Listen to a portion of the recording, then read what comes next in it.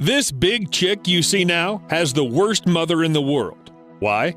Well, first of all, it's not even sitting in its own nest and clearly has not climbed here by itself. And secondly, someone else's parents take care of it. Yes, you've probably heard about cuckoo chicks. The cuckoo is the most famous bad mother. She just leaves her children in other people's nests and lets them take care of themselves. But in fact, the animal world is full of other bad parents. Come on, some of them are just terrible. And we're going to talk about them today. Let's start, perhaps with this video, where a stork throws its baby out of the nest. I highly doubt that the chick survived this fall. And after that, they call the cuckoo a bad mother? She's like parent of the year. Okay, of course, storks do not do this because they hate children and not because of some mental deviations. Moreover, for some animals and birds, such behavior is, well, normal. I can't believe I'm saying this myself, but the intentional killing of offspring is practiced by many species. There's even a special term, reduction of brood. White storks also do it, but it has nothing to do with their parenting qualities. It's just natural selection. When parents realize that they just don't have enough resources to feed all their babies, they get rid of one or two. Sometimes they choose the weakest ones, but sometimes everything happens by accident. Nothing personal, just survival instincts.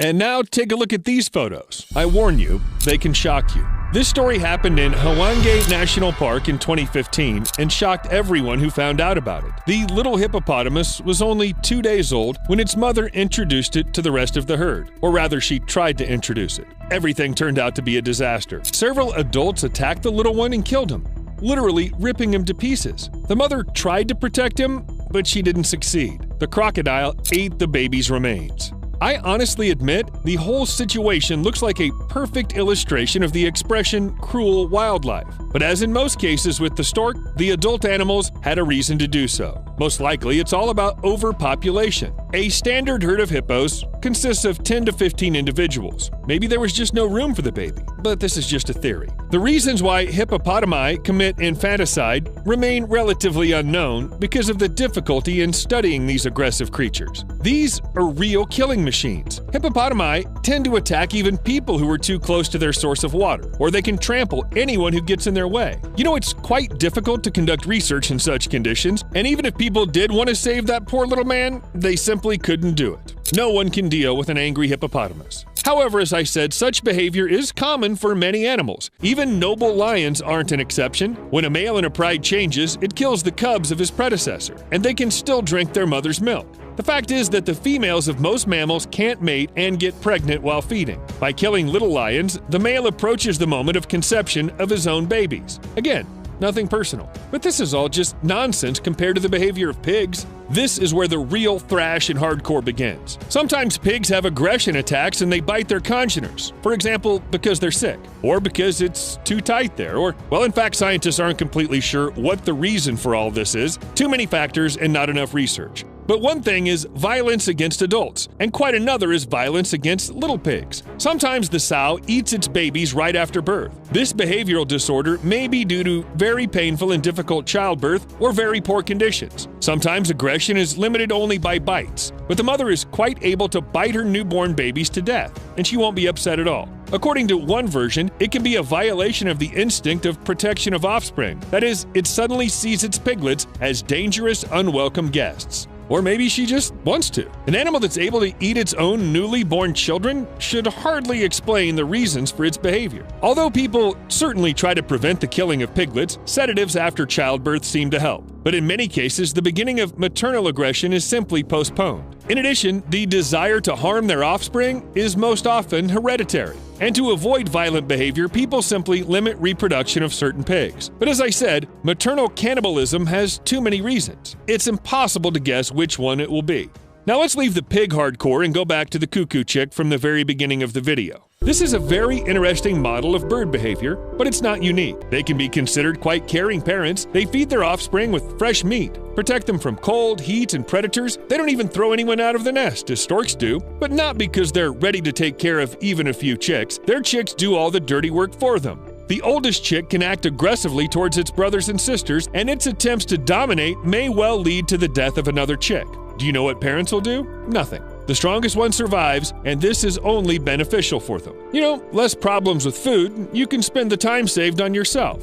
But wait, it's not only eagles. I almost forgot about one of the most famous examples of disgusting parenthood. It's of course pandas. Pandas are charming, funny, and almost extinct. Or rather, this species is classified as vulnerable. And there are several reasons. But as the main one, I would highlight the disgusting care for their offspring. That is, pandas aren't very eager to reproduce. But when it comes to it, twins are often born, and then a young mother is faced with a choice: which of the cubs to feed and who to leave to die. Yeah, you got that right. Most often, the chance to survive is given to the first baby. Panda cubs are blind, completely helpless at birth, and their weight is about 1/900th of their mother's weight. A panda mother must hold the child firmly to keep its body warm and press it to the chest to feed. So the female has to do everything for her baby, and she can't do these operations with two babies at once. So people have found a solution to the problem, of course. When it comes to the birth of twins in captivity, soon after birth, caretakers take one of the babies, deceiving the mother and making her think that she only has one child. And yes, the panda easily believes it. One baby, two babies, who cares? What time do we eat? The twins are changed up to 10 times a day to maintain the illusion of a single panda baby. One of the cubs is almost always with the mother, and the other is kept in an incubator and eats formula. This way, both babies have the opportunity to survive, and their mother, well, she has some sweet water, so everyone's happy. By the way, what about fish and inhabitants of water bodies? Well, everything's pretty strange here too. When a young perch is born, their father guards the territory, circling around the fry and holding them together. And he also provides protection from potential predators. In short, he behaves like an exemplary parent. After a few days, most of the fish swim away, and at this moment, the male changes behavior. Instead of protecting the rest, he treats them like any other small prey and just devours them. You're either very fast or very dead. But okay, these are just perches. They can hardly be called intellectual. They're not like dolphins. Dolphins would never do such a thing. They would never do that, right?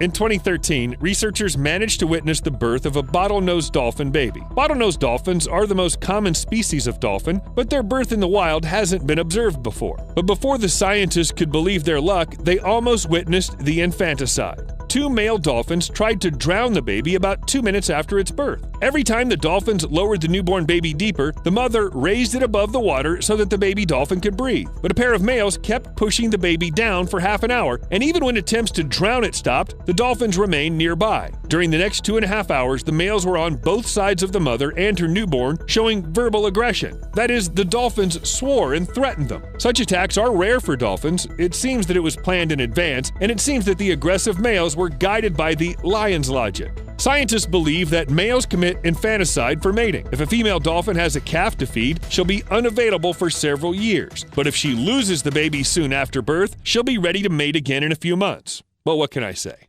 Ew, they shouldn't behave like that. I could have waited. The more interesting things I learn about our planet, the crazier it seems to me. But it has its very own creepy charm.